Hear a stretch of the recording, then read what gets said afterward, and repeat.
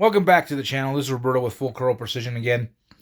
So tonight's comparison is the 223 Remington versus the 5.56 NATO. Now, I know they're very similar, but for those who are new to shooting or anything else, you'll find that there's a lot of people that make this distinction. Ammo manufacturers make this distinction. Firearms manufacturers make this distinction. And so they'll tell you if you have a rifle that can shoot 5.56, you can shoot 223. But if your rifle is specifically built for 223, do not shoot 5.56. And so to answer the question as to why that is, I made a little video, and here's just a little bit of a ballistics comparison to understand.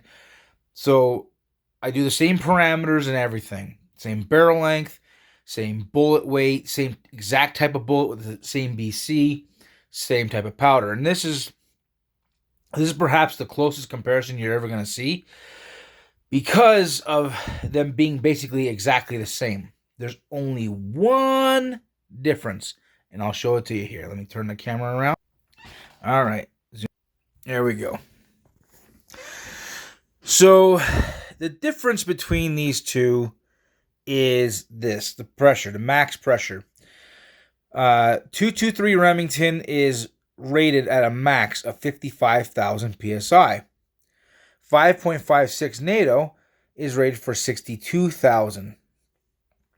So because these are out of an AR-15, I try to find barrel lengths that are pretty common. 16 inches is most common. 18, it's not uncommon to get 20s. So I picked an average because here's the thing. Most reloading data is based upon 24-inch barrels. I don't believe that to be an honest number because the reality is there's not many AR-15s out there with 24-inch barrels. But it's not too uncommon to see 20. So I'm trying to give an example of what these cartridges are capable out at the same barrel length. So I just picked 20 as a general number. So if you want to look up some other information, by all means share it. But we went with a 20-inch barrel for this, using a 50-grain Sierra Blitz King. And the powder is the IMR 8202 XBR. It's an ideal powder for this kind of application. It burns real fast, gets some good velocities. So with 26.8 grains of the IMR 8202 XBR in the 223, you get a muzzle velocity of 3284. That's really fast out of a 20-inch barrel with such a small case. Muzzle energy of 1197. Okay, so out at 100 yards, you have... Oh, that's the other thing. 100 yards, 0 for both of these. But we're going to do a 400-yard comparison. So at 100 yards, you're getting 2878 feet per second, 919 foot-pounds. Obviously, drop a 0. 200 yards, 2506 feet per second, 697 foot-pounds, and a drop of 2.7 inches. 300 yards, 2164 feet per second, and 520 foot-pounds, and 11 inches of drop. 400 yards, 1849 feet per second, and 380 foot-pounds, and 26.8 inches of drop. And I hope for those who are watching this, I tried something a little different with the visual for those. So most of my data is written out in black ink. But the yardage and the feet per second are written in black. My foot-pounds written in blue. And my drop written in red. So it makes it a little easier, I think, to stand out. And I hope it shows up in the camera for those who are trying to look at this. 5.56 NATO, again, the 62,000 PSI as opposed to 55,000. And so because of that pressure difference, I'm able to push a little bit more powder into there, not a whole lot. A difference of 0.9 grains. So it's not even a 1 grain of powder difference. But not even a full grain of powder difference gains you 100 feet per second. So you're going from 3284 to 3389. So that doesn't sound like a whole lot, but when you're talking a tiny little bullet, every little bit you can squeeze out of it adds up, especially when you're trying to whatever you're shooting, you know.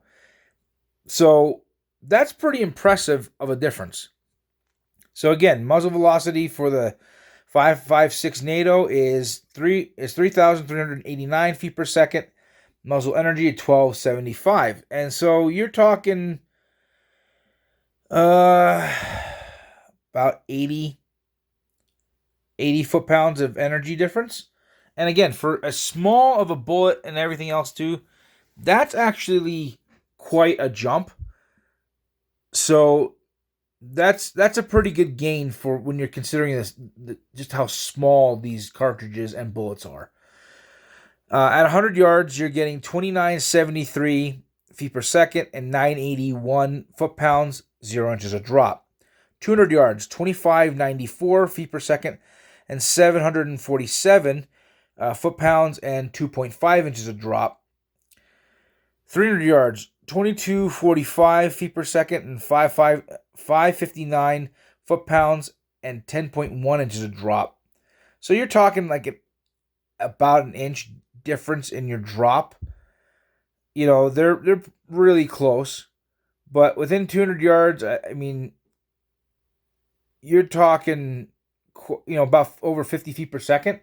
And when you're talking about as light of a bullet as this is, 50 foot-pounds of energy difference is a good jump. So, but I'm sorry, yeah, 50 foot-pounds of energy difference, not 50 feet per second. Your velocity difference is actually almost 90 feet per second, so it's still quite up there. At 400 yards, finishing this off, you got 1923 feet per second and 411 foot-pounds and 24.7 inches of drop. So you're talking a 2-inch gap at 400 yards. 2 inches is not it's not the drop that's really the main difference between these, as it is your initial velocities. That's actually where you're starting to see a bigger change. So, I mean, is it a massive difference? No. Probably if you were to push this thing to 65,000, it would make a much larger difference. But that said, there's still a difference. And the other thing too is in how your gun's going to operate. You're talking 7,000 psi difference in between the gun. That's not a small amount of pressure difference. But what I find kind of cool about doing this kind of comparison and learning about it is you're not even talking a full grain of powder difference, and you're gaining over 100 feet per second. So it's actually a significant jump for the microscopic difference in powder charge. I think that's a pretty good gain. Now, is it enough to matter when you're shooting, let's say, a coyote at 200 yards? No, it's not going to matter. But if you're, let's say you're not shooting coyotes, but you're shooting things like gophers or prairie dogs. And when you talk in Montana, when you talk about gophers, it's a ground squirrel. They're not a true gopher. A true gopher, you never really see them come above ground much. The ones out here in Montana are these little ground squirrels that are like small cousins to the prairie dogs. There's tons of them out here. But let's say you're going to go out and you're going to do pest control on them. Both of these are great options because it's pretty affordable in your ammunition. They're flat shooting, but as far as once you start getting out there a little further, you're going to find that those little changes, those incremental changes matter. Obviously you don't need a whole lot of horsepower to kill a ground squirrel or a gopher or, a prairie dog or even a coyote. But it's kind of nice to have a little flatter trajectory. There's nothing wrong with that. But these are great options. But the main reason why you're going to see a different stamp on a rifle has to do with, again, those pressures. And how they build these actions, because they're small actions. They call them mini actions. You want to make sure you don't load the wrong ammunition in, not because it won't shoot out of the gun, but because it can damage your gun. It can also blow up your bolt. It can blow up your action. Yeah, you can get hurt. So you got to pay attention to those pressures. So if you're going to get something like this, if you can find one that says 5.56 on it as opposed to 223, you're better off, because that's going to be a better built action. They're going to last longer. You're not talking a significant difference in price. I believe that the Ruger Americans, I believe they stamp them for both, which means that they're rated for 62,000 psi, but I believe they stamp them for both, so that way you can use both options, which is kind of nice, because it's a good idea to not use anything that's not labeled on the barrel.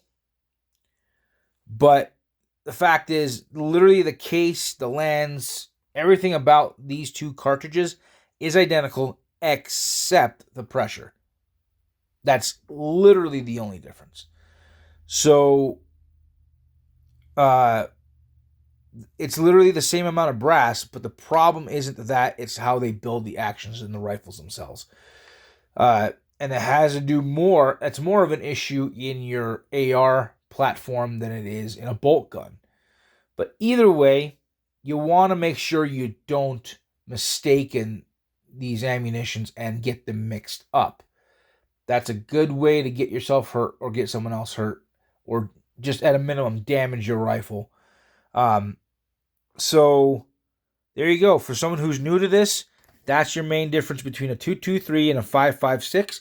It has nothing to do with the bullet diameter or the case size. It's strictly the pressures. But I'm going to tell you this. These cost literally the same amount to go out and get. So if you're going to pick up if you want to get yourself an AR in a 223, make sure it's rated for 5.56.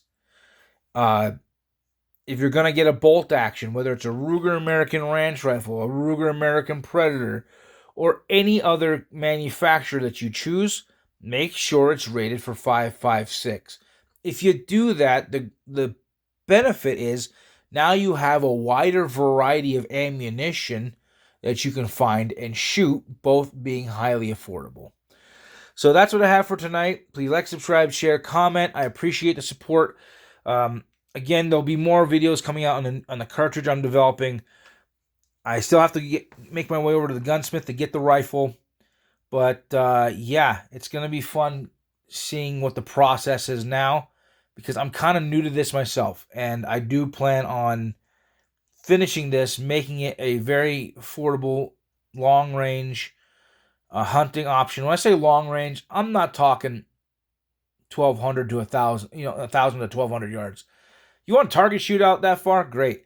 I'm talking about hunting application, like out to 500 and even 600 yards. Because the fact is, Western hunting is getting harder and harder with being able to keep in distance of a lot of these animals. So it's starting to become more of a need to be able to learn how to shoot longer range. I'm learning it, and so are a lot of other people, but I hope this offer is a good one for everybody.